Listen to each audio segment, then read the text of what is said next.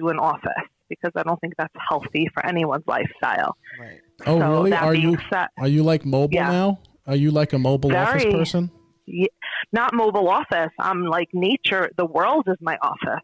Oh, interesting. Do you not follow her posts every day? So I guess you don't work for Twitter. Yeah, thank you, Jojo. Thank you, Jojo. Oh, yes. No, so I'll tell you actually. Oh, it's interesting how we can kind of intermesh the two, but no, I just made a joke there about Twitter. So I made a joke about Twitter that, I guess you don't work for Twitter because, people at Twitter, obviously, if you didn't come in, you were fired. That was it recently. Yep.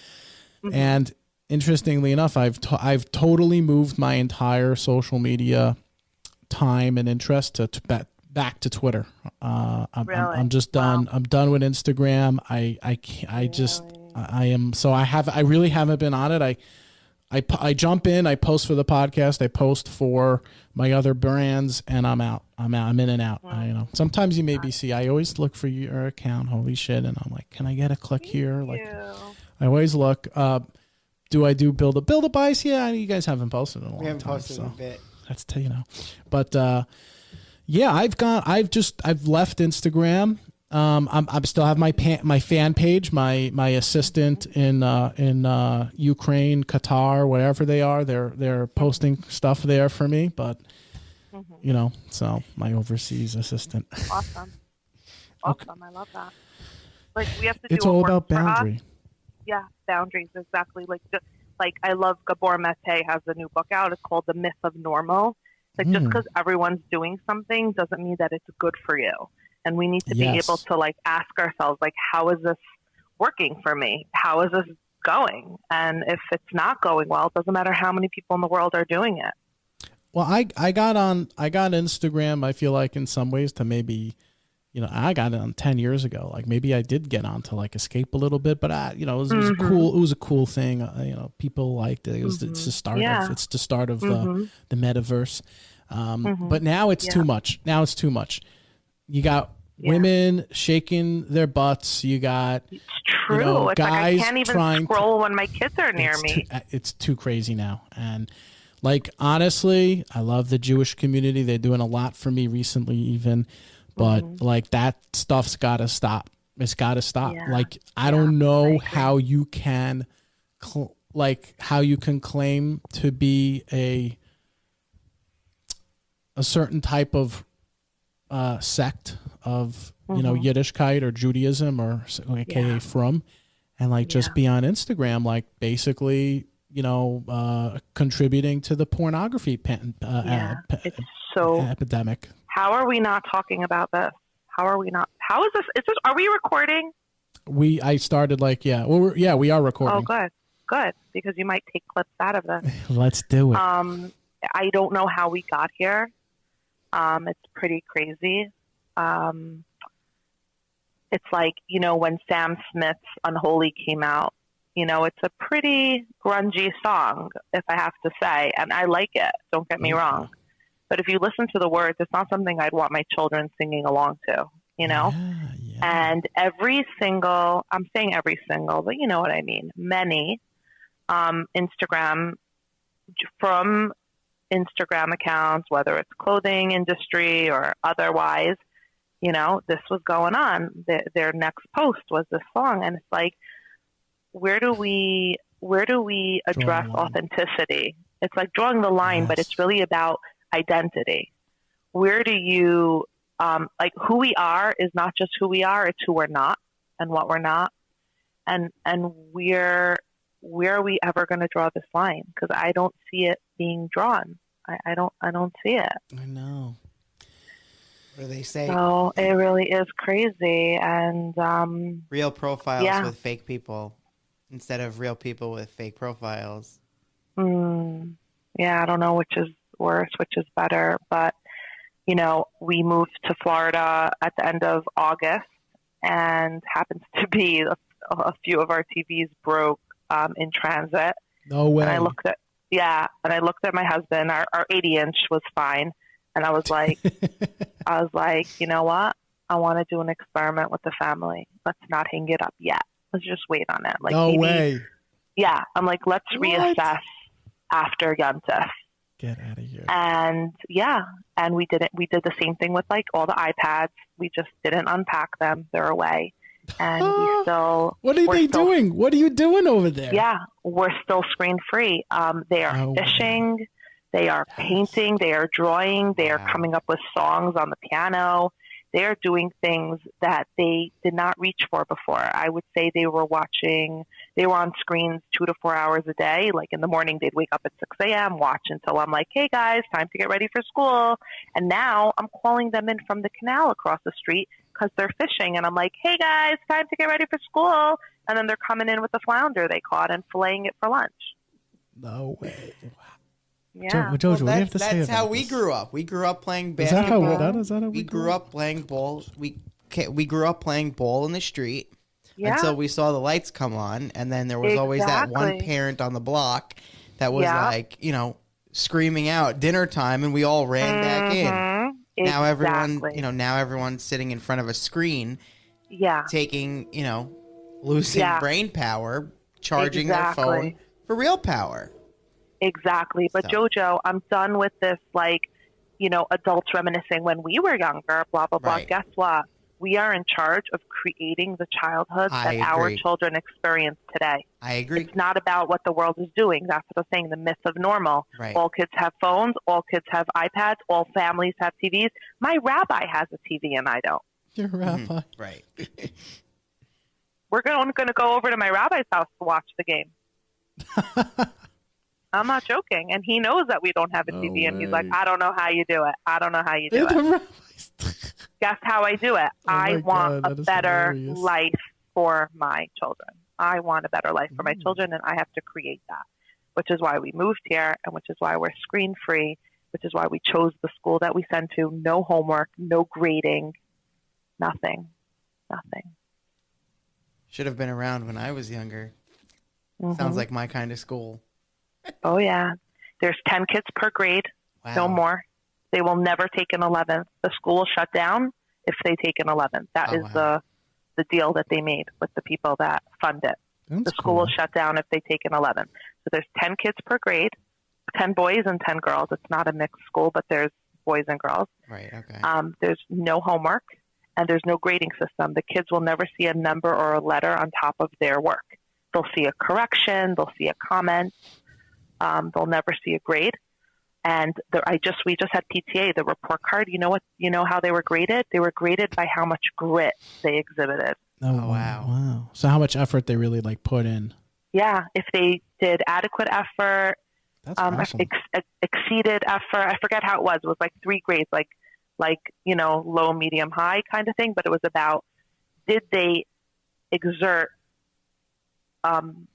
the amount of effort that they're actually capable of. So my child that struggles the most academically got the highest grades in grit of all my other children. And he struggled. He can't read in 4th grade. And he was, oh my God, his previous school in New York, the phone calls, he can't be here. This is not the right school for him. He needs an assistant. He needs a shadow. We spent $60,000 on his education next year. They didn't stop calling us. They didn't stop calling us. And this school, I haven't got one negative phone call about him. And he got the highest accolades on his report card because it was about grit. Did he exert effort to accomplish the tasks? And it was beyond. Yeah, see, I like that a lot. So certainly there's irrevocable damage that could be done from the way, your child went through some things, the way his schooling sounded, and that for sure could be related to one of the main topics of this show is Shidduchim. Who knows? Let's go. Who knows? Go for it. I'm curious if maybe we'll try to commission a study here and someone will do this. Someone will do this. Obviously, it goes without say that there certainly are some effects from that whole system. Oh yeah, he was very, very traumatized. Yeah, I'm traumatized. By the way, I want to send them I want to send this school my therapy bills. I want to send this school my wine bills. Yes. I'm traumatized. I am traumatized. But looking back, I think that God was whispering to me, like, Ahuva, you have to change things. This isn't for you. You got to change directions. Amen. And he was whispering to me through all the pain, but I just kept trying to like make it better. Let's make it better. Let's try to make it better. What else can I do? How else can I support my child? How can I do it? And when God stopped whispering and started yelling at me, like there was an incident that like you just couldn't go back from, that's when I'm like, I called up my husband. I'm like, Ellie, guess what? We're moving to Florida. He's like, we are? I'm like, yeah, we are. And he's like, when? I'm like next school year. Like there's no way I can enroll my children into this school again. He's like, where are we sending them? Like, I don't know. Figure that out. We'll figure it out. But when we miss God's whispers, he starts to yell. And that is the pain I was feeling. But the pain. When we miss God's whispers, he starts to absolutely, oh my God, there's so many things like I want to like just follow, like comment on. Oh my God. It was good that you kind of noticed that with your child, and then as just another human being, like kudos for taking action there. I think that happens a lot. I think schools try to like peg students with like this maniacal behavior, and it's like it's not good. And meanwhile, I guess really the school's just not equipped to handle changing times, changing students. And also, and I think paramount to everything else, you're a number there. That's really what it comes down to. Like you're a number there. Yeah. You are, if they kick you out, there are 30 other kids who are going to take their spot. That has really become, this has manifested into college.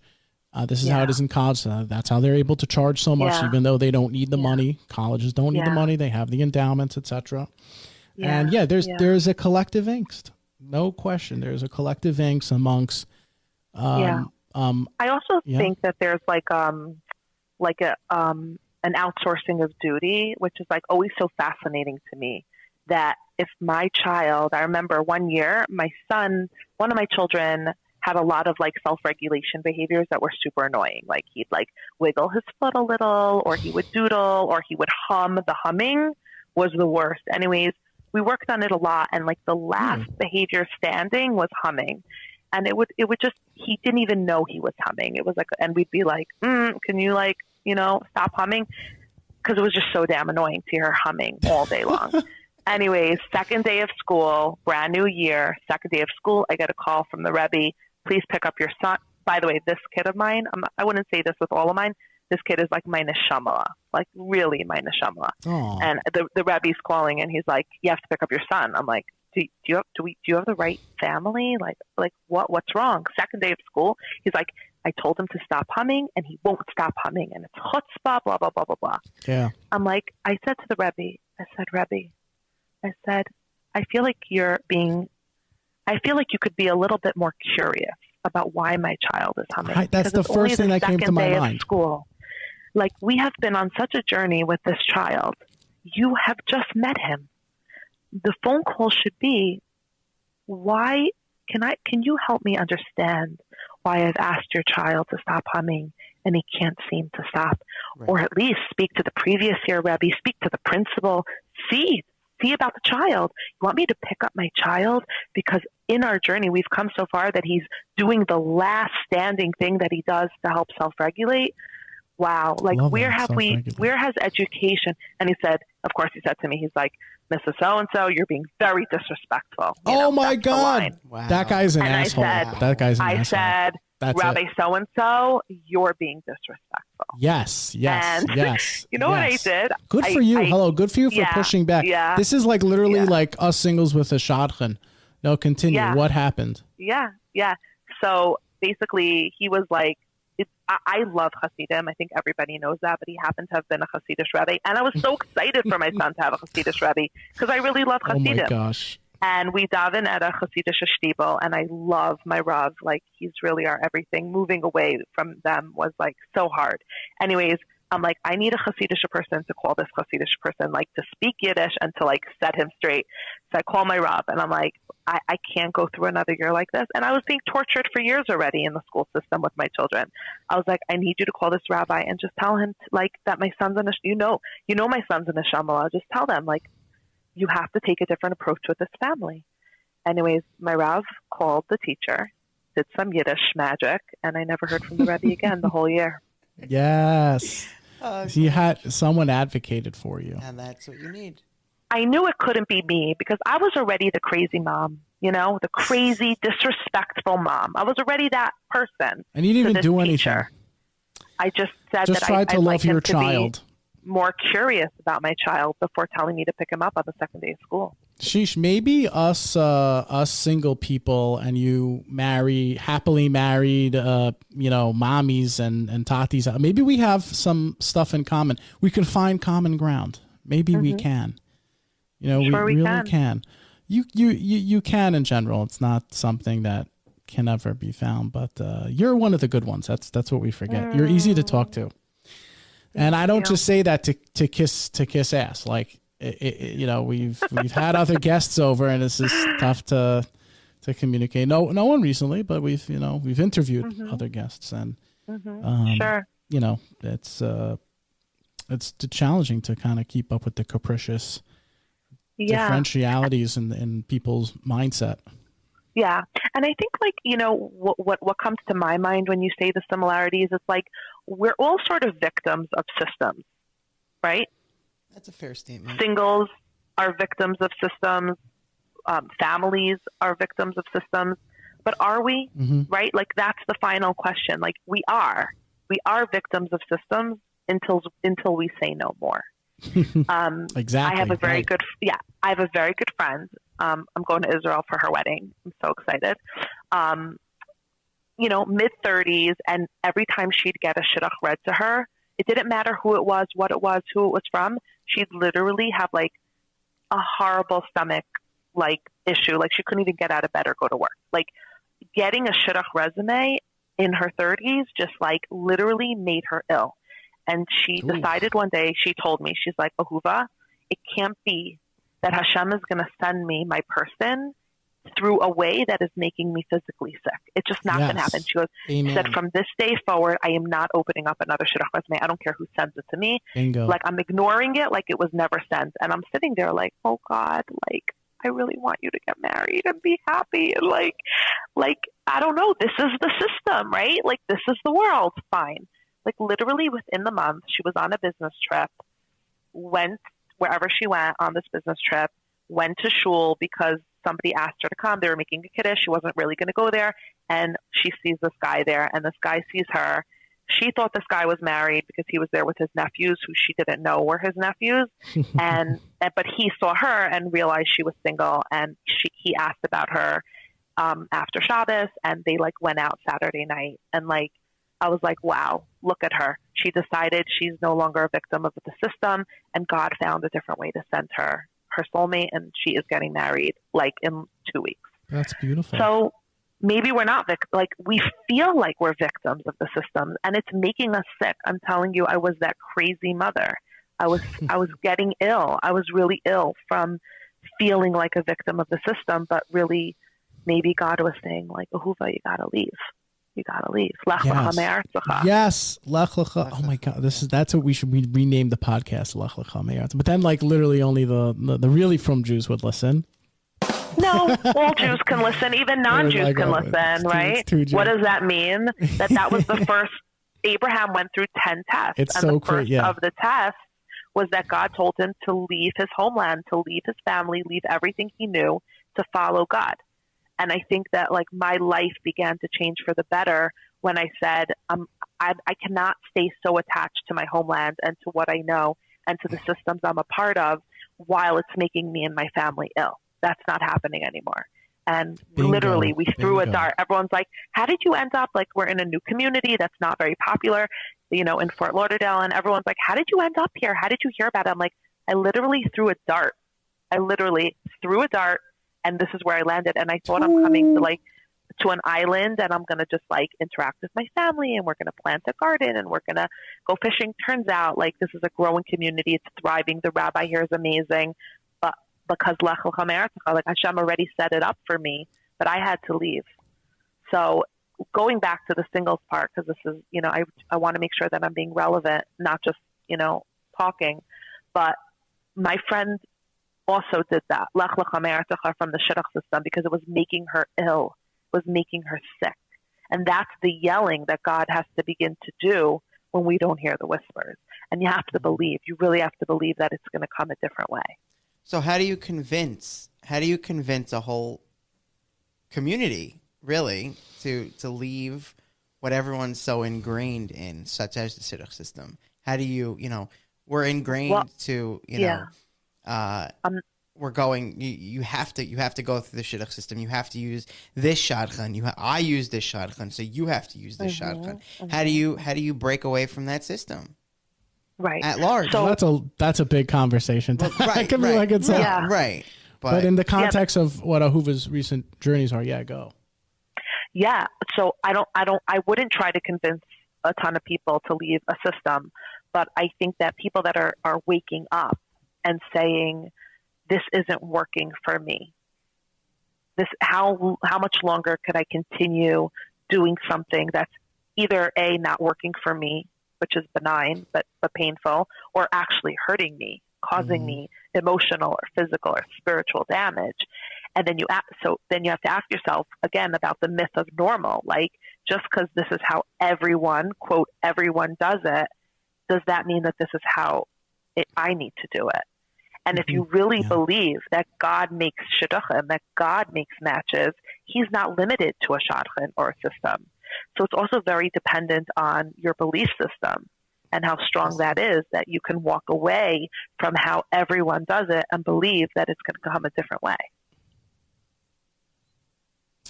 That's the truth, Jojo. You hear it? Fair. Is it different from what your rabbi in 4th grade said? Very. Yeah, very. Right. We have like more of the old school Pollyannish kind of vibes in a sense. It's a known fact that when you break away from, you know, doesn't matter from what, just breaking away in general, you start to learn more. Yeah. Mm-hmm. The world starts to open up. What do they say? The world is your oyster. What do you recommend Jojo, like, singles do to break away? What's something, one or two things maybe you've done, or something that you're looking into trying, you know? I mean, I definitely think that come a certain age when stuff don't work for you, really tapping into your core self, you know. How do you do that? How do you tap into your core self? You go to therapy. Therapy is big. Flat out. You go to therapy. So psychotherapy. Yeah. Well, that's the topic today. How they get into the business, dating therapists and coaches. And Ahuva Shandelman LCSW is here to elaborate on such a heavy title. How do they get into the business? Is that even fair to say, like, the business? I don't love it. I don't love hearing it said that way because, yeah, there is a business end to the work because there is a financial transaction involved in order for me to give the time that I give. But for me, it's a calling. It really is a calling. Like sometimes people are like, how did you get into psychotherapy? And I'm like, it found me. Like, I was always that girl, you know, like, I was always the class therapist, you know, I was always that phone call, like, I'm going through something. Okay. So going to school was sort of to, like, polish up or to give me license to utilize this in our world, you know, in the way that the world is structured today. You need to be educated. You need to have license. You need to do what they want you to do. Get the right training, I think, right? Get the right accolades. Exactly. But I think that you can't really learn. There are certain things about being a healer or somebody who can hold light to another person's journey that they don't teach you in school and you can't learn. And I think the best of us are ones that we have it but we also then went to school in order to be able to practice in society today. That's what you are. Hello. The parlance going forward is we're going to call you an emotional healer. That's emotional healer. I love it. That's you. There's so, yeah, I've been like searching for like, you know, like in your Instagram bio, you like write these like cheeky, cute things that describe you. And I'm always changing mine because nothing seems to fit so well. Like, Same. Yes, I'm a psychotherapist, you know, not but a shotgun. Recently not a shotgun. Yeah. Recently I reposted somebody's post and I tagged them and it got into a whole discussion and he said to me, wow, thank you for amplifying my voice. And I'm like, yes, I am a voice amplifier. Yes. Oh my God. See how we just connected on. Wow. Oh my God. Exactly. I finished her sentences. So I am like, I feel like I'm many things. And I would say emotional healer. I would, you know, be honored to be called that. Emotional healer, yes, for shidduch daters, and for human beings, for disgruntled shidduch daters. Yeah, and another one that I recently added up there is space creator. Ooh, like I'd like to think of myself as but the holy, you know, task of creating space for people, for thoughts, for ideas, for opinions.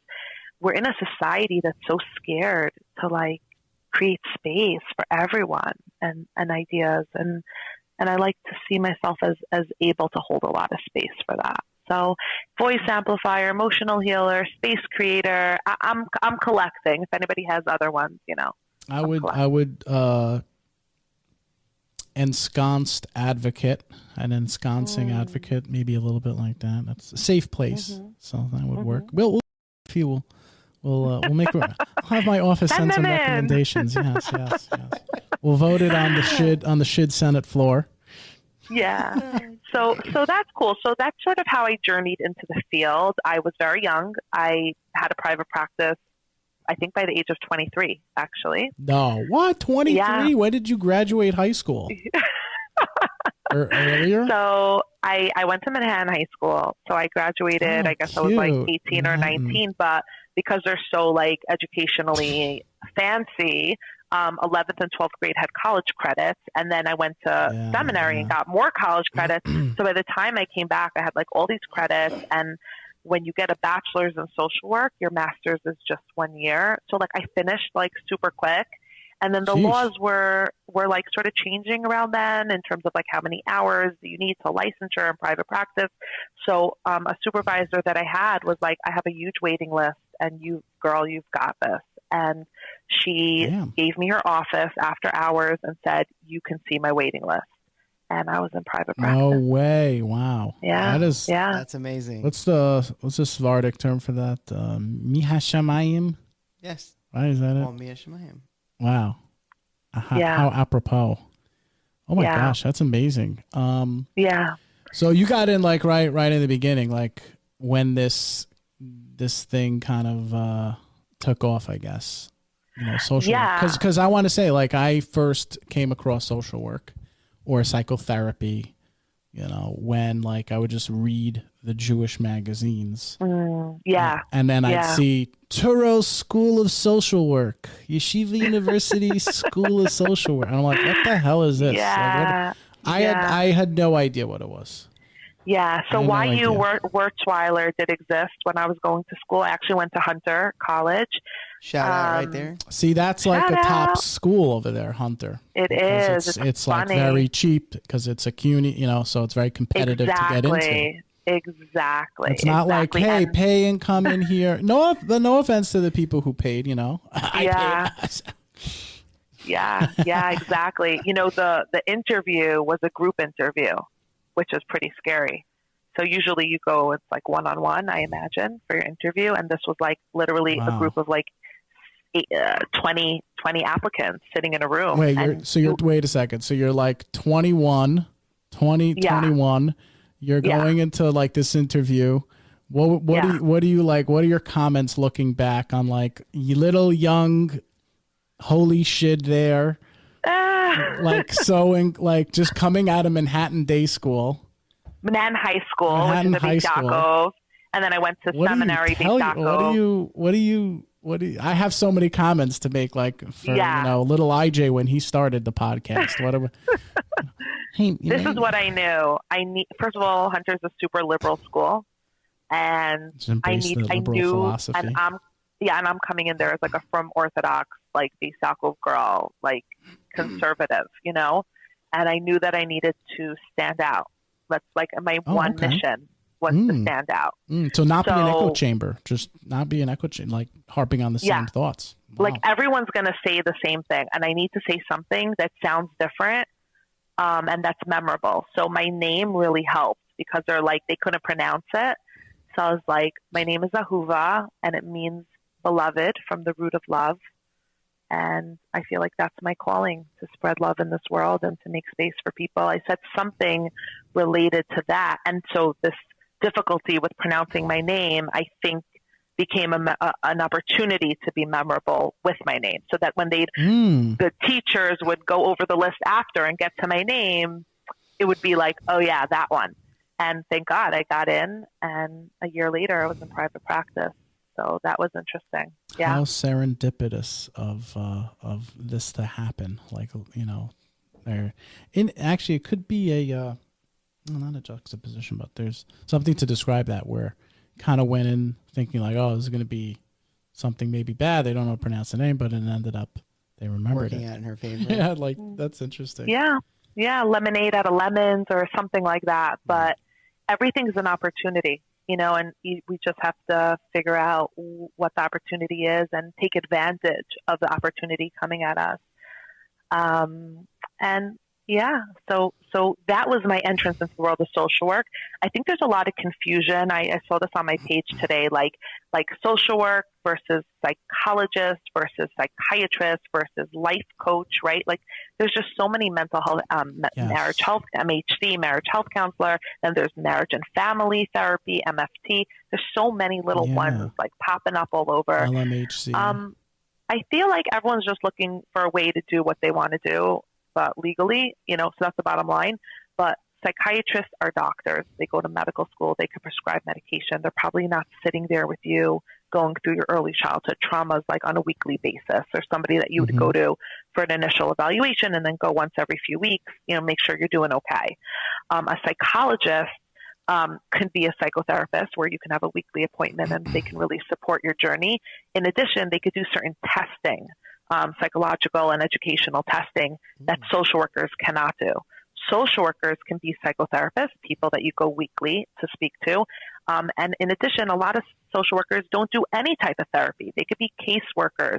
They could be grant writers. They can be people that start organizations and fundraise and just really see a need in a community and go after it as a social worker. Not take the clinician route, in essence. Exactly. They could work in hospitals and do discharge planning, helping patients get to the right aftercare. So social workers, they could overlap with psychologists, but they don't always do the same thing as psychologists. I think it gets like a little confusing. It does. But that's why I call myself a psychotherapist with a social work degree, so that people understand what I do. I love that. With a social work degree. Yeah. It's very true. Jojo, you're a social worker. I'm a social worker. I work in community. Exactly. Exhibit A, right there. So you're not listening to people, talk necessarily. No. Yeah. I do the macro practice. Do you find it challenging, Jojo, to being that you're someone who's not actively private practice kind of thing, right? I definitely hear where Ahuva's coming from. You definitely have to clarify when you say that you have a social work degree or that you're a social worker. You have to clarify. People who really don't know that the different, practices that social workers do. So coming from a very macro. It's like a Rebbe degree. I have a Rebbe degree. Are you the kind of Rebbe who's good at massages? Are you the kind of Rebbe who's good at jokes? Are you the kind of Rebbe who is just awkward in the back? And eating the cholent, basically. I love all my Rebbeim. I love all of them. They're amazing. No, actually, by the way, let's be real for a sec. I'll open up. I'll be real. But I found a rabbi who I like. I'm thinking of like maybe connecting with him. Oh. Yeah. He's a good guy. I haven't met a guy like this in a while. Because basically I think what certainly I have seen and grasped, and definitely a lot of singles definitely out there, at least the ones who are trying to get, onto the journey or try new things and move to Florida, in essence, but basically the ones who are trying to mix it up. And it's tricky because you kind of lose a connection with your rabbinic figures, your rabbinic advisors, and it is tough to continue a relationship when you can't relate to them. It's not just about, Rebbe, what do I do about this? Rebbe, what do I do about that? Like, you have real grown-up things to discuss and kind of pontificate on, and you need someone who can really give you solid feedback, and that's opens up a relationship, or I guess a professional relationship in essence, with a therapist. That's what you got to go to, because at a certain point, your parents, God bless them, but then they don't. Most parents are the ones who kind of just wave their hand and will say, "Oh, that generation," and they're just not. They don't know what the trends and once you have the married siblings and the grandkids, like, they want to be busy with that, and I get that and I respect that. Where then do you go? So you need to professionally see somebody, and that's a big thing.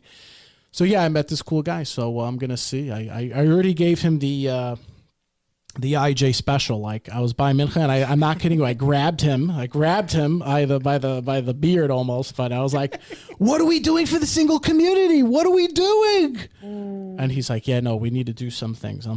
He's like, "Let's get a coffee." I'm like, "No, what?" I'm like, "You want to meet up with me?" He's like, "Yeah. Like, let's meet up." I mean, unless you have time now. I'm like, "Oh, I don't have time now." But yeah, let's meet up. So we're going to meet up. Wow. I saw him today. He's a good guy. He's actually... I like that. Yes. Did you tell him you're going to meet for cigars, not a coffee? I know. Oh, you should have done that. But that's how smitten I was, because I just couldn't say, "Hey, come to the bar with me." No, it was pretty crazy. Yeah, but I'll follow up with him. But he totally got my vibe. I was telling him, because he's an executive at a big Jewish organization. I said, "Look, you have all these programs to help, financially, emotionally, professionally, help, not married couples, regular couples, poor people, wealthy people. Like, what about the singles, man?" So I kind of cashed in on that. The squad thing, the AOC, they're bitching about, their people not being represented or whatever. So I kind of just went for that, and it totally worked. Okay. I'm obfuscating here. Okay. Let's get back to a little bit of this actual episode here. But nevertheless, by the way, I did have very solid points nonetheless. You did, but again, what I'm hearing, if I zoom out and listen to what you're saying, it's again we're victims of this system. Help us. Why isn't anyone helping us?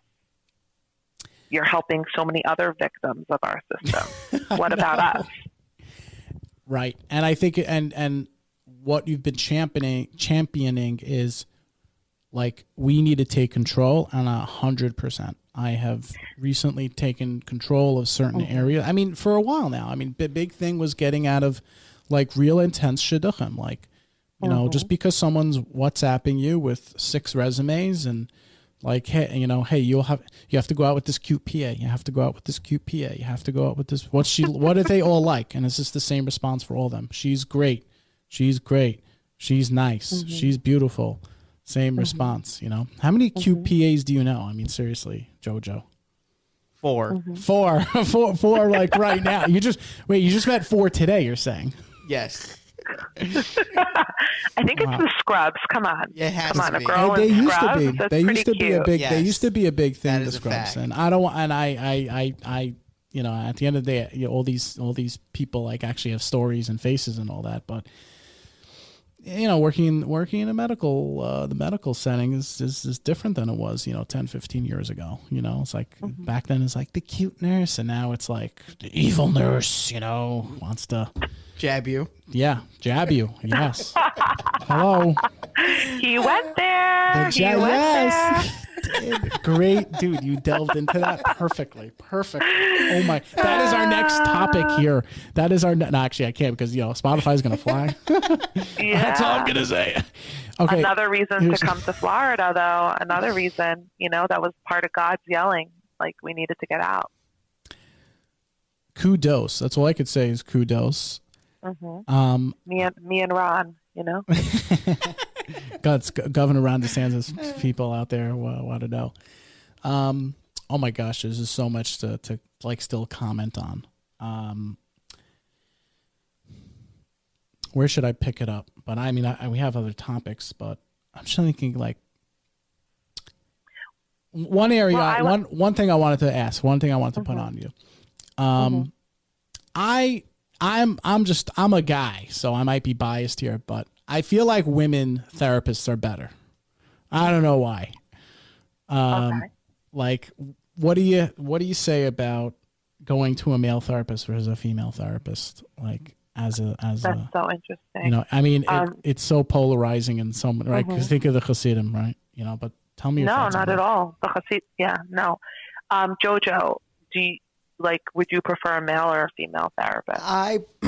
I prefer a female therapist. I relate better with women, and I think it's just easier for me to communicate whatever's going on with a female. I also think that it gets me into the mindset of how to effectively communicate with women and be vulnerable. You know, granted, you're paying for a therapy session, but you're getting vulnerable with a female. So it really trains you in the mindset of how to become vulnerable with a future female partner. Yeah, I love that. I also think that women are just more empathetic. Okay. Just naturally, as part of their femininity. Yeah. IJ, what would you say it is for you that makes you want to be with a female therapist? Certainly piggybacking off of what JoJo said, and definitely all of that. I would also say that for a guy wants to make the time count, and we're just someone who's a disgruntled shidduch dater.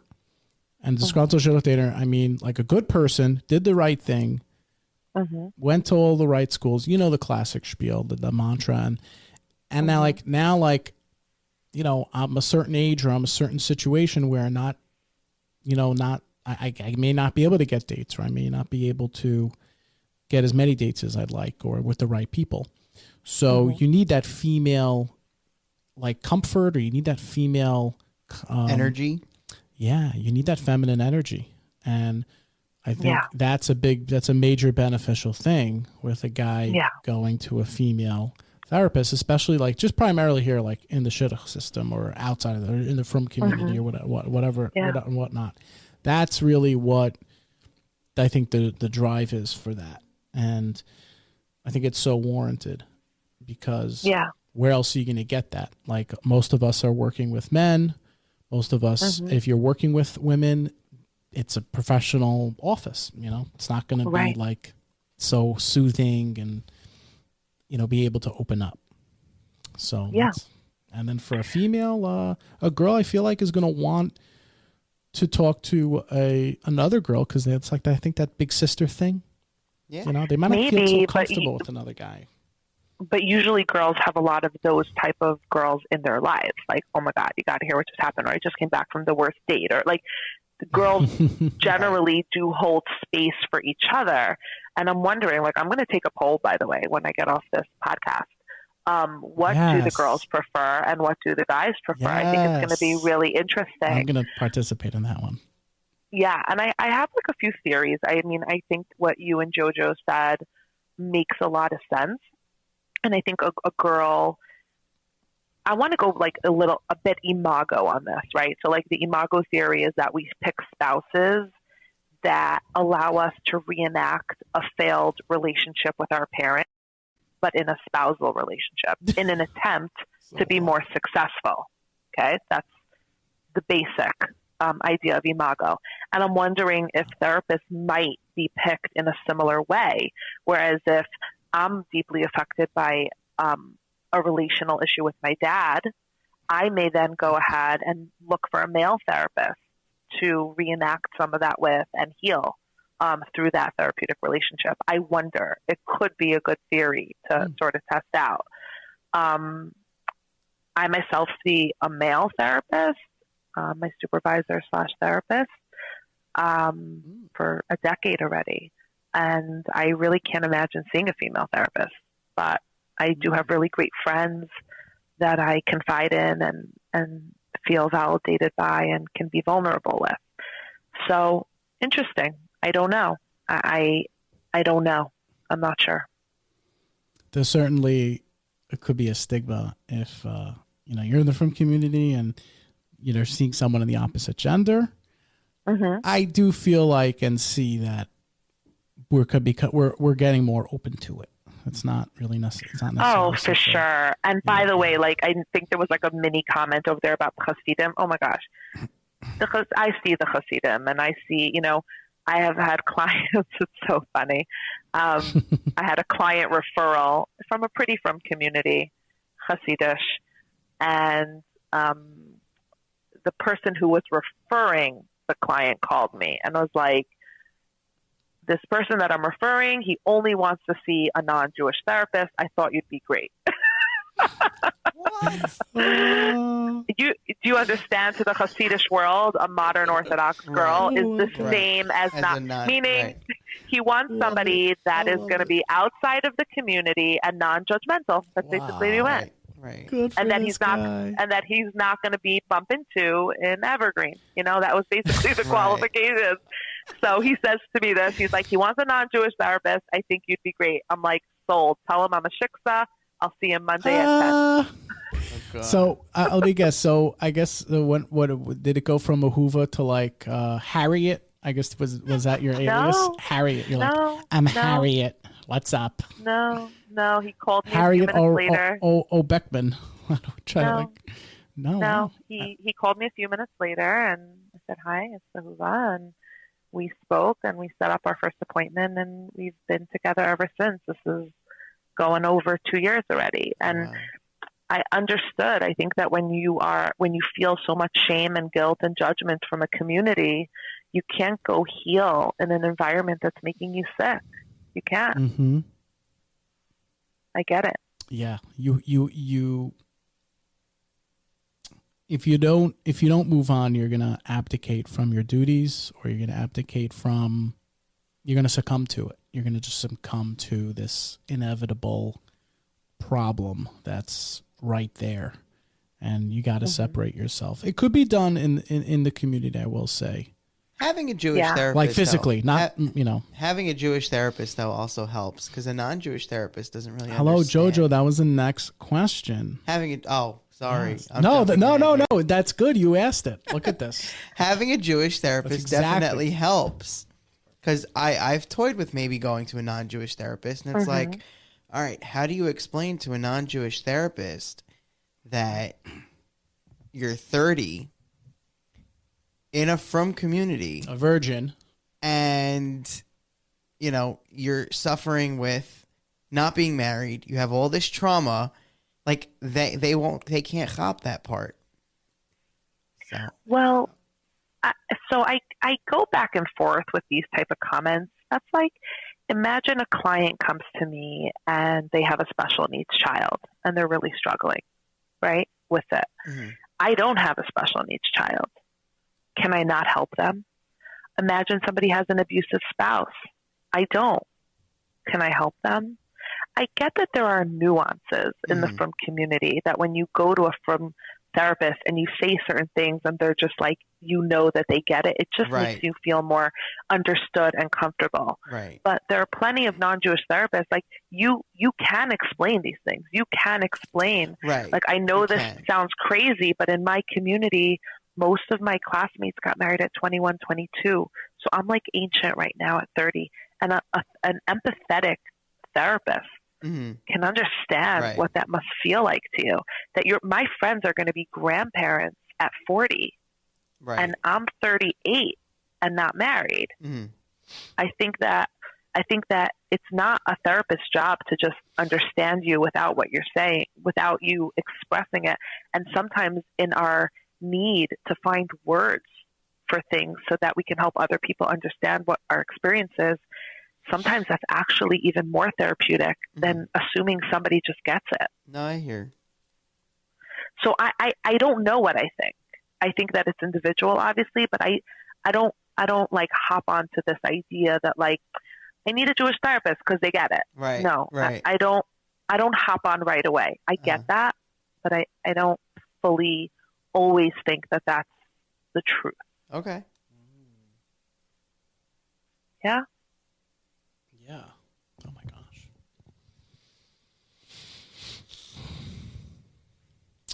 Wow. I'm just taking it in. I'm just taking it in.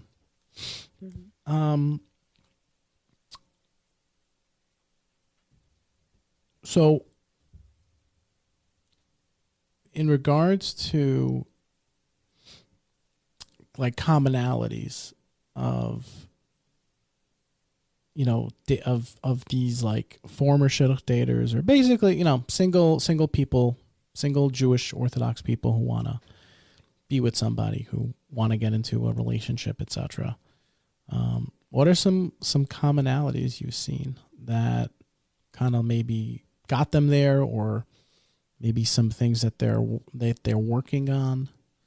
And like that's a common thread. That's a common question we get, and it's a common question people, because I think it'll help us connect with each other. Like, hey, this is okay to struggle with, you know, and this way we'll have some common ground, and we don't have to fight each other, like, you know, like the Vikings.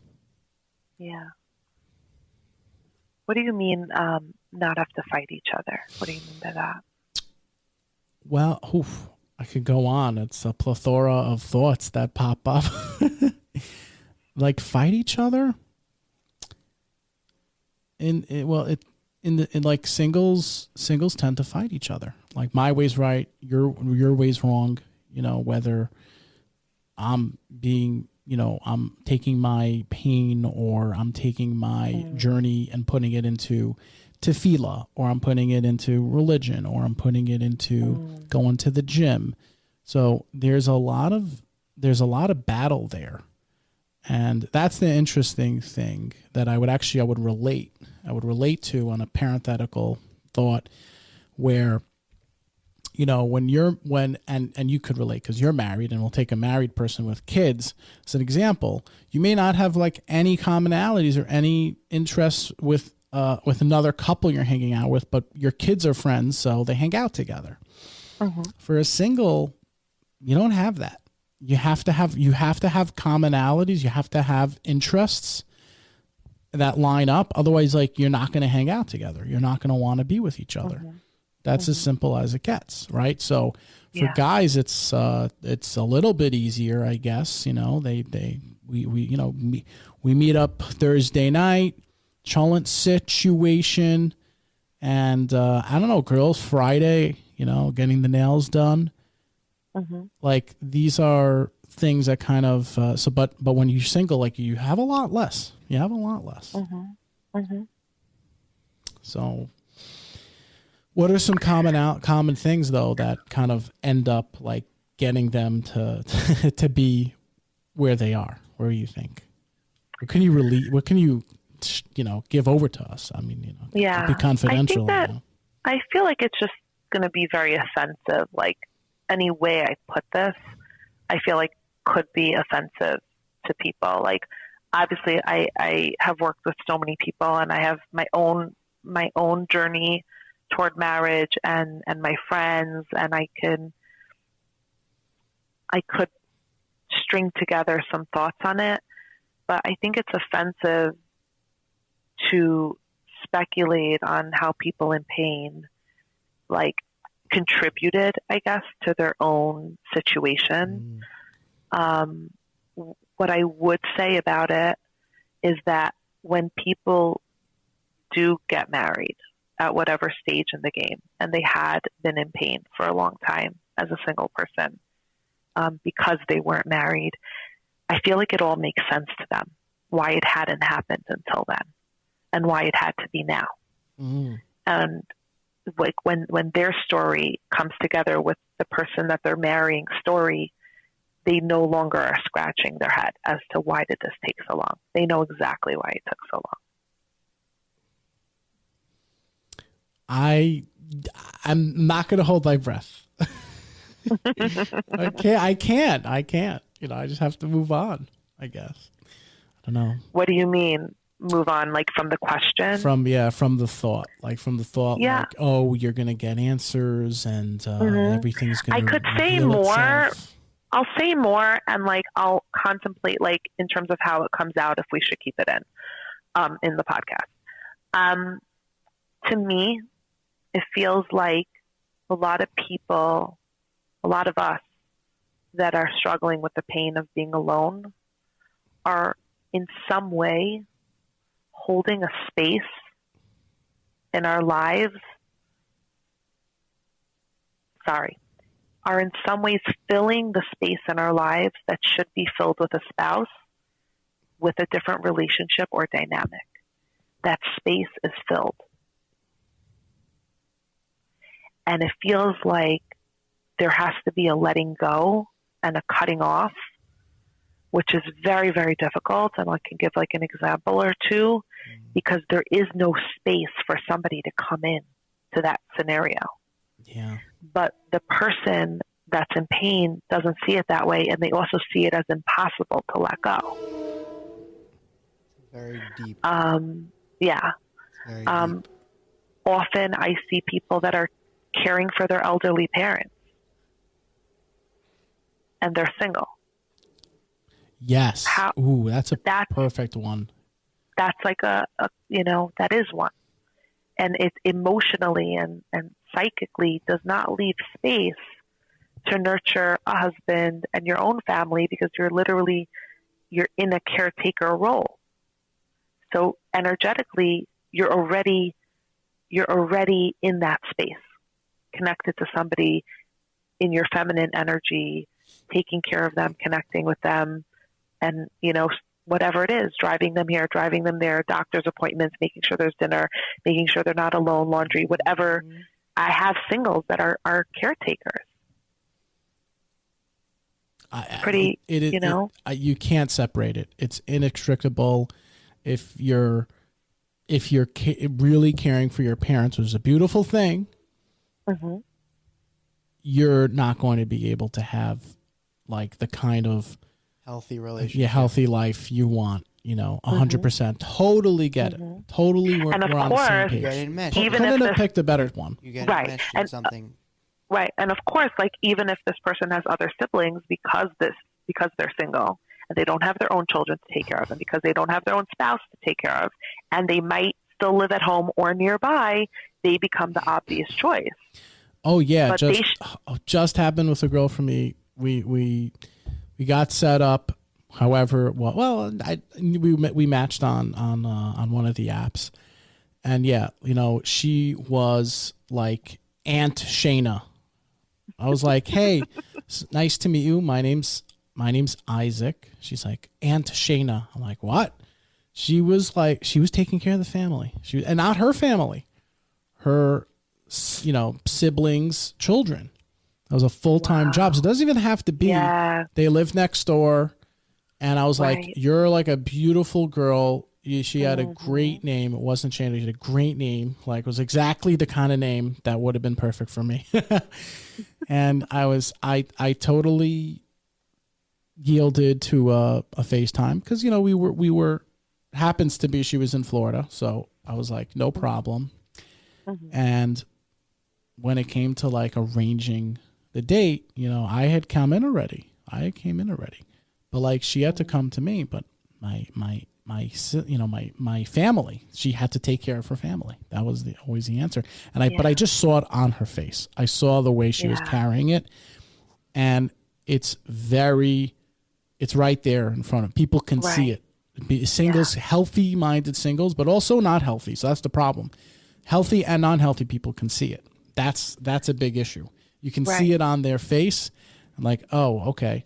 I was just, and it kind of goes into what I was saying an episode or two ago about being crap tested. Okay. Like you're going to be crap tested many times, like a lot of, and I just had it the other day as well. Someone was asking me on a date, so, what's a relationship roadmap look like to you? And I'm like, well, definitely not discussing the relationship roadmap on the first date. That's how it looks to me. I love that. I'm like, honey, I want to have it. And I told her verbatim exactly what I'm telling you. I said, honey, I'd love to we're going to have drinks. We're going to have a fun time.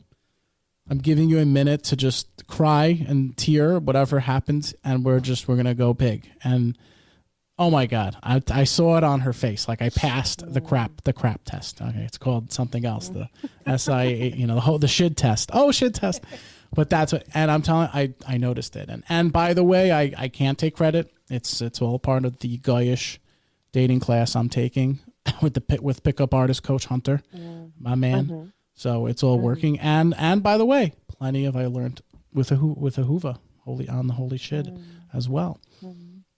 Okay, I know we got like a few more minutes. Okay, unless you want to go into overtime, you'll let us know. But I wanted to get your feedback on some of the previous episodes we did. Sure. Zodiac signs. What do you think of that? What's the situation with that? Yeah, I think there is wisdom in the zodiac signs. I think we have it in our Jewish tradition.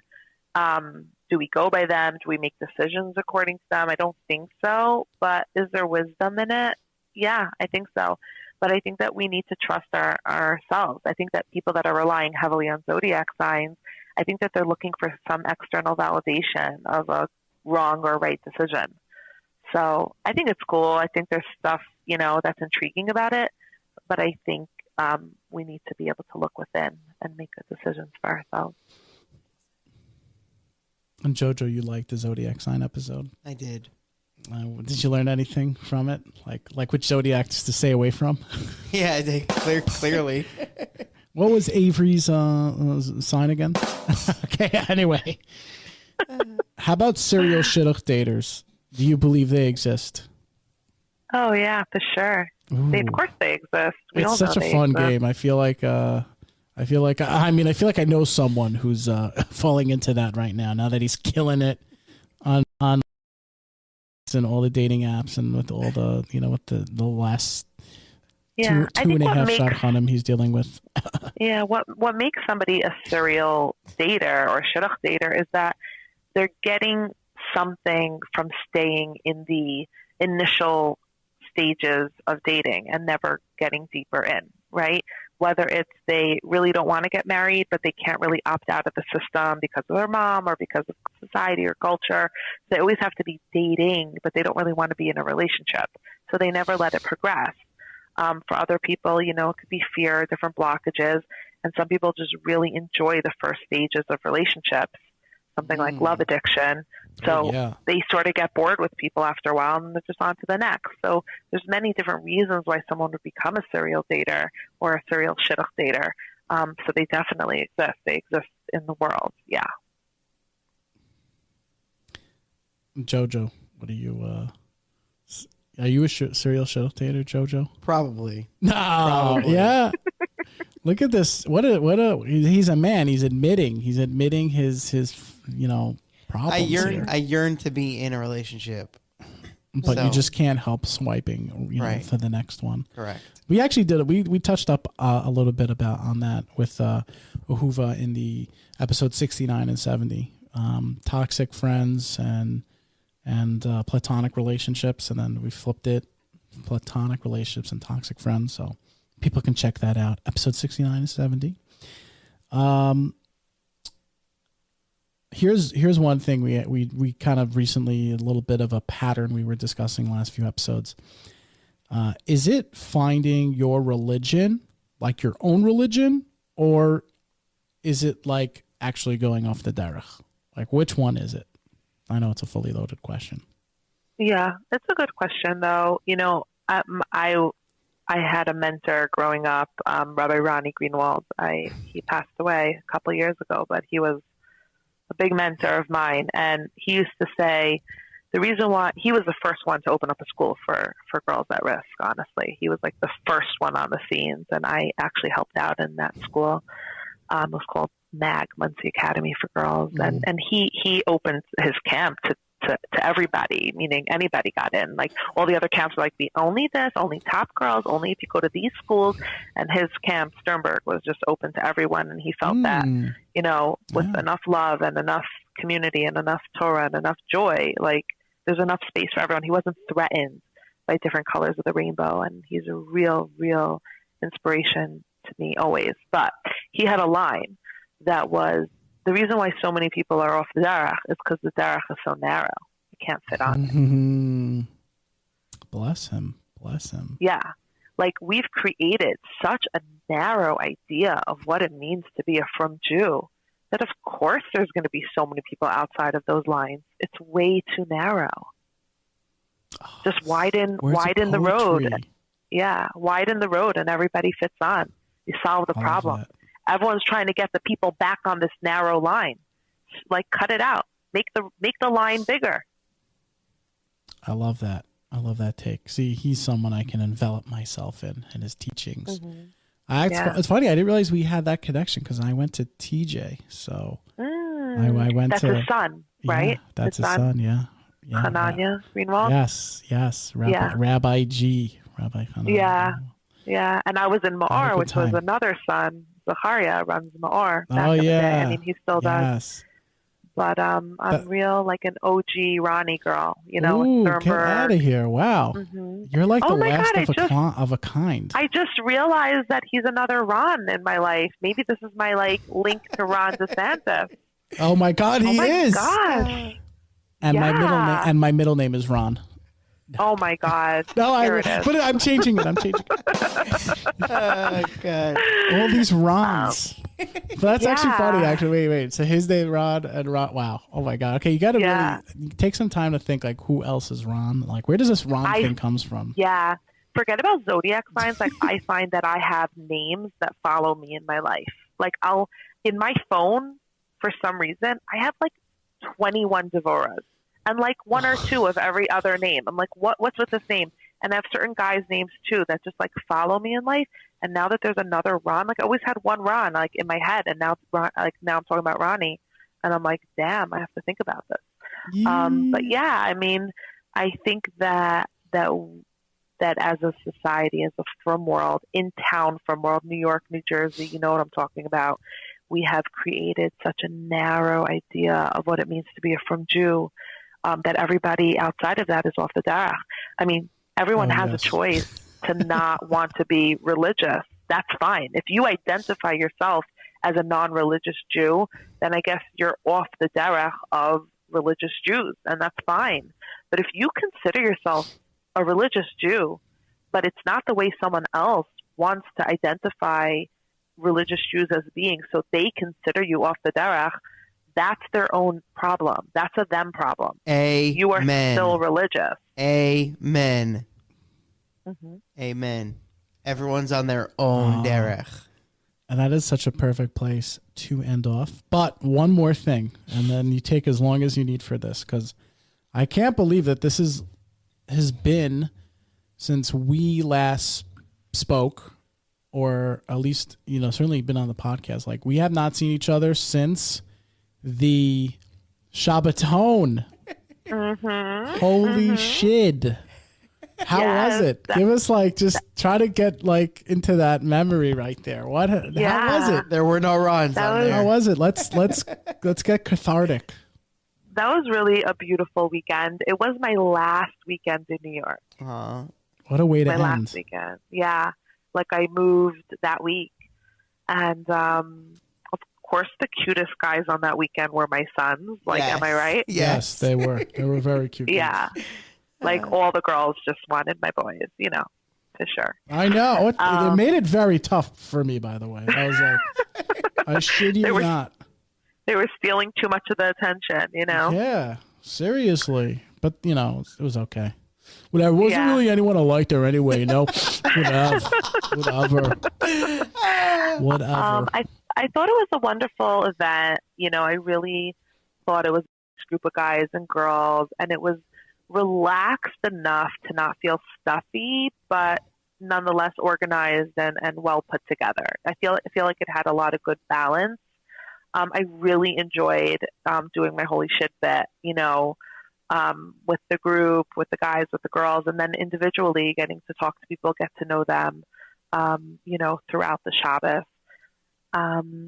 There's like really good people out there just looking to find connection, and it was nice to be able to be a part of something like that. I'm usually, you know, behind my phone and posting comments, and it was really nice to have this like immersive experience with the community that I'm interacting with by the hour every single day. And you guys did a great job. Like, kudos to you. You guys have jobs. You guys have lives. You guys are dating and have all your family things. And you gave your time and your effort and your energy and your money to have this opportunity for people to meet other people and for connection. And it was really inspiring. I left with a very, very full heart. And whether or not actual Shidduchim came out of it, I felt that the connection and the space and the community was well worth the weekend. So true. We appreciate that so very much. We do look forward to having many more events and definitely having you. Come to Florida. Come on. We will definitely connect off the air. JoJo here will absolutely. We will connect off the air. I would love that. Yes. Florida event. And who wouldn't want to like come out to Florida during the cold winter, you know? Absolutely. Yeah, I think like the one thing I would say, and you could leave this off the podcast, but the one thing I would say is like I would have preferred to be like in more of a destination.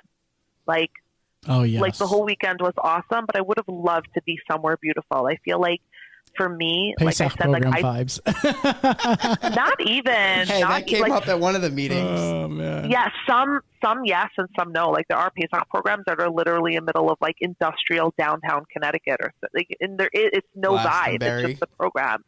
Yeah. But I don't know. I'm a huge believer in, and I told you that I recently took my practice outside of the office because I think environment really has an impact on connectivity.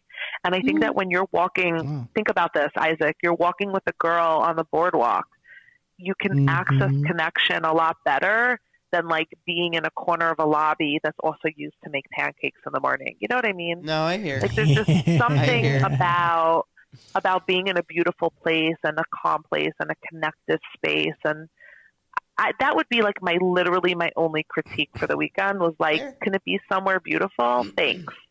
Yeah, sure. I wanna work on something like this. It's I am trying to, and JoJo's helping me a little bit, but I'm working on something like this, and that was part of the conversation I had with this rabbi I was saying before, where I did grab him. I did grab him, and I said we got to help the singer. We got to do something, and we really do.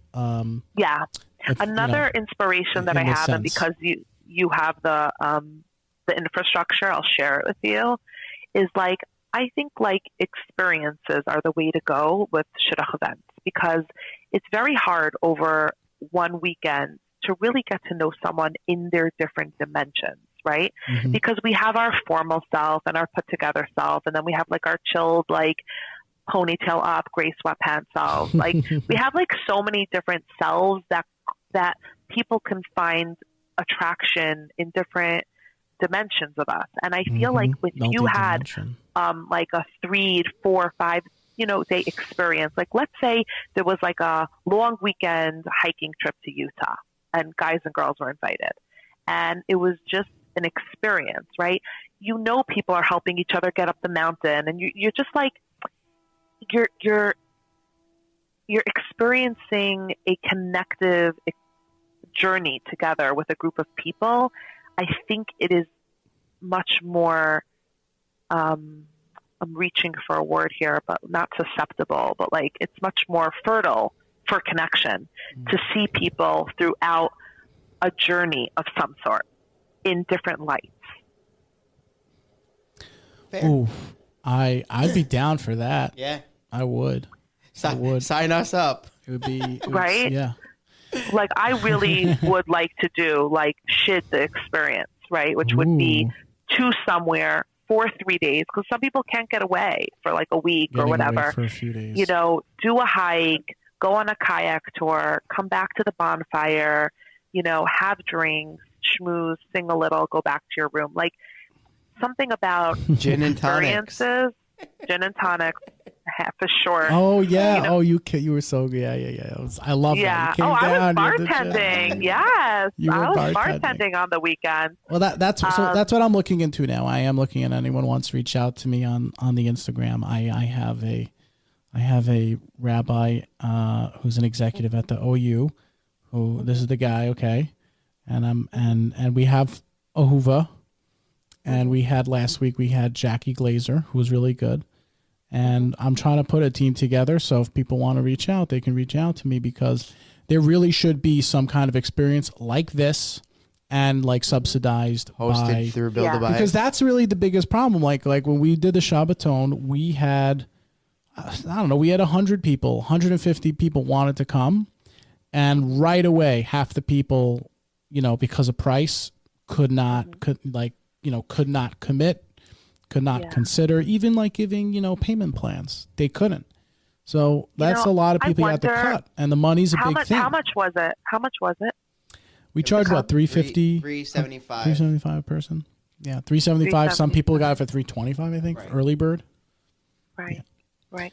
So here's the thing also, like if I'm paying for a singles event and I'm feeling very victimized by the system and I'm just giving up on life, then I'm going to be like, oh, I'd rather just like buy another pair of shoes for $375 because like I'm, you know, but if it's an experience, meaning I always wanted to hike Zion. So whether I find someone or not, I hope I make connections, but it's fun anyway. So you're going with the intention to make connections and maybe like the dream of meeting somebody, but it's worthwhile even if not, because I always wanted to do that and it's fun. So that's what I think. Like, I feel like, you know, getting out of that victim mentality of like, oh, now I have to pay $375 because I'm single and this is the only way to meet people outside of going to visit Shidduchim. Yeah. Oh, that sucks for me. I'm staying home. It's just, I feel like it perpetuates the victimhood. Whereas if the way in which you're connecting to people is anyway something that you would love to do, you're really enhancing your own life and doing things that you love while connecting to other people. Almost like the birthright trip kind of experience where like, we need to have fun. We need to see the world. We need to connect with people and become more magnetic in that way. And then in our joy, and because we're having a great time, and because we're expanding our own self through travel and through whatever the experience is, we are more attractive to the people around us. It has to be.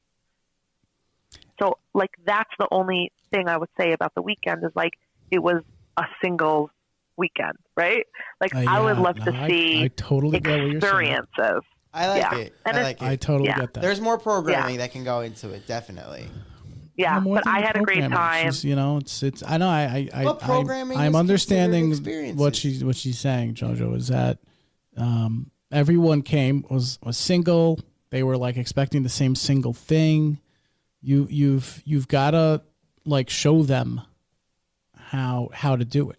And we were able to cover a lot of ground and show them in our way, and we were certainly able to propel the advantageous differences that we've seen from other programs. 100%. Yeah. So hopefully we could look. I think we have a good team. We're gonna try to get everyone together, and I'm definitely like, you know.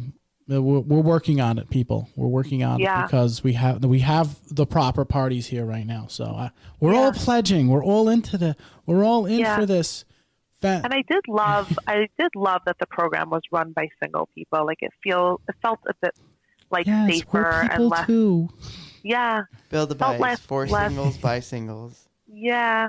Well, That's a podcast. Hopefully not single for long, but it felt less patronizing, when people feel extorted because they're single and like they're paying to come to this weekend that's run by all these like married shadchanim or whatever. Like it just feels a bit, I could imagine it just feels bad, Oh yeah. No, it certainly, it exacerbates people when they come in to this event or the Shabbaton or whatever, where they get this little JPEG on their WhatsApp or camera, and they're thinking like, maybe this is going to be different, and it's not. You go in and it's there's that terrible shadchan, there's that terrible shadchanit. We're trying. I think a good chunk of us are getting more open to that there's a whole world out there, and there's a lot of things. I think what's been going on is it's been very subtle. It has not been. It's not been. I guess the opposite of low key, like out there, and people are aware of it. I think people are finding different ways of what we're basically depicting is it's becoming more pertinent in their lives, because especially after COVID, like people are now like more into their mental health and their physical health and etc., kind of advancing themselves, Yeah. And there's so much that can be done, and there's so many different ways it can be done, and we're evolving as people, and we're gonna evolve as how we connect. But definitely in-person connection is a novelty, and we need more of it, and we need to be more in nature, and we need to let single people have value. Like, I'm just thinking as you're talking, like, why are the married people like talking to the single people about what they need to know and what's going on? Like there's single people that have so much value, like you, like Jojo, you're on this podcast, you're sharing your experiences.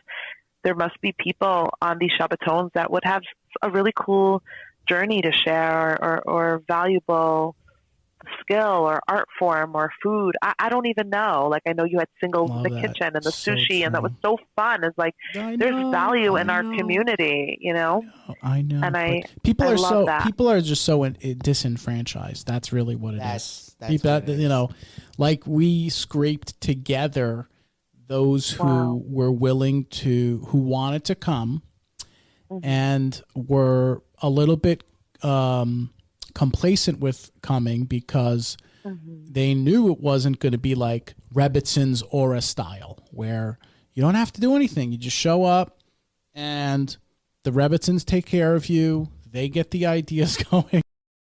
There are there's a lot out there who want a different route. The question is, how do you kind of get all of them?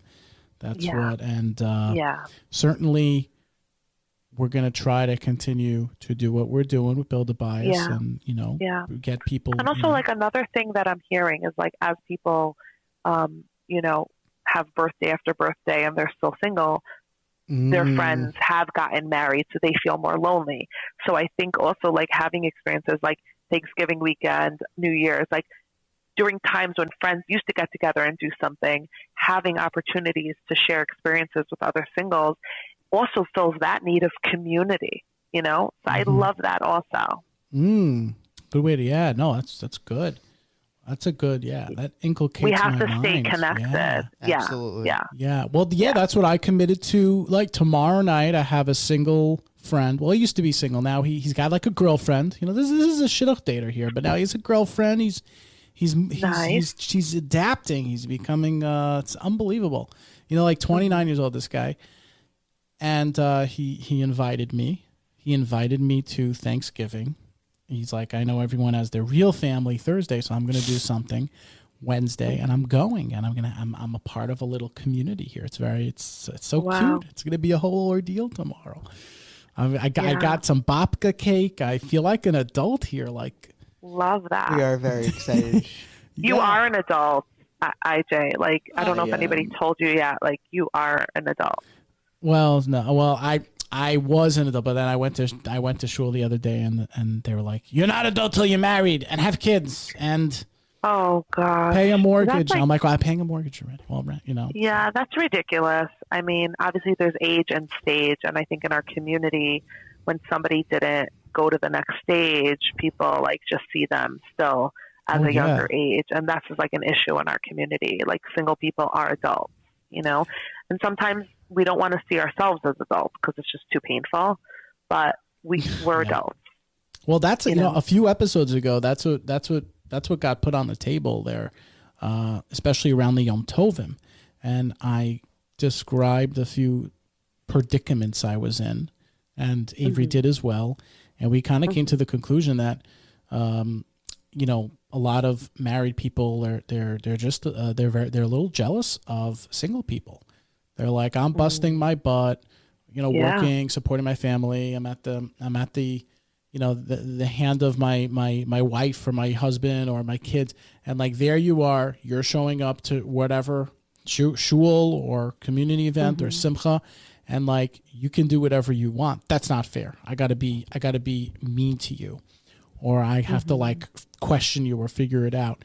And that's just that's what we uncovered, and that's what I really finally got. Like I think they're just very jealous because they don't have that ability to just go for a drive for like an hour or two to unwind and decompress. To unwind, like after work, just come home and was what us singles do. We just unwind. I could unwind for 2 hours. The other night, I sat in the bathtub till like 3 a.m, and I was like, wow, no responsibility. Awesome. Right. And the grass is always greener. Like your friend's jealous that you get to come home and just unwind from work, and you're like, I wish I had, a woman to chill with that night, and he has the woman, but he's just so stressed from work and kids and whatever that they're not even enjoying the intimacy that you may imagine you would be enjoying if you were married, right? Yeah, definitely. So that twofold.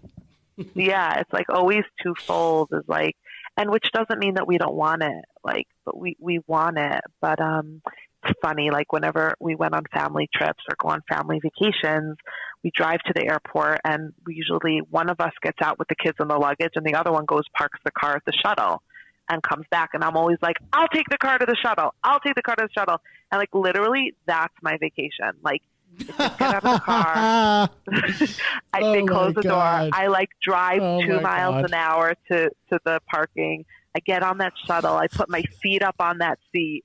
And I'm just like closing my eyes, and I'm like, oh my gosh, like this is my vacation. It's rough. It's rough on both ends. When I was a Manhattan traveler, like a city goer, same thing. Like just having those like few minutes, like on the train. Finally, when you find a spot coming back from the suburbs, going home to the suburbs, same thing. Like you just find that little like aha moment, that you can find some like relaxation and sanctum in a way. Like, oh man. Yeah. So we all, married people sometimes want to be single, and single people often want to be married, and divorced people want to be married, and married people want to be divorced. There's parts of everyone's story that we all sometimes envy. Like sometimes I'm looking at my husband, I'm like, we should try this shared custody thing. Like I can use a weekend off, like maybe married people should be divorced sometimes, and divorced people are often married. They're like fighting about things that married people have to fight about too. Like we're all take on different parts, and we're all yearning and wanting to experience parts of other people's lives, but maybe we could create our own, mixed media kind of piece with our lives. Create your own destiny. Take it in your own hands. Don't let the situation be on top of you. Get on top of the situation. Takes a lot of work, but you got to push yourself. Own it. My message to those married people, parents, and obviously and especially singles out there, my brothers and sisters, just get on top of the situation and own it. It's so rewarding, and I promulgate it as much as I can. And I'm telling you, there are people who you never would think, like, who I've been having conversations with, and they're like, wow, I took the show's advice, the podcast advice, because it's not just me. It's what, our prestigious guests, such as yourself, come on and teach us, open like our eyes and mindset towards. And it's, a lot of mental health aspect and just entertainment, self-care, fun, laughter, crying, Did you get a chance to check out the Nobody Talks Shidduchim top 25 Jewish girl names? Did you get a chance? No. Okay. I haven't. No. Well, it's recently posted to Instagram. So take a listen. Take a listen. You're gonna enjoy. I think number 10 or 11. You're gonna enjoy. Oh yeah? Yeah. Okay. I'm gonna go do my homework. I'm excited. Actually, it's on there. Where can the people find you, Ahuva? Well, I'm Holy Shid on the gram. So at @holy__Shid. That's definitely a great place to find me. You could DM me, and Ahuva Shandelman. You can Google me. You could reach out to me. You could email me, ahuvashandelman@gmail.com.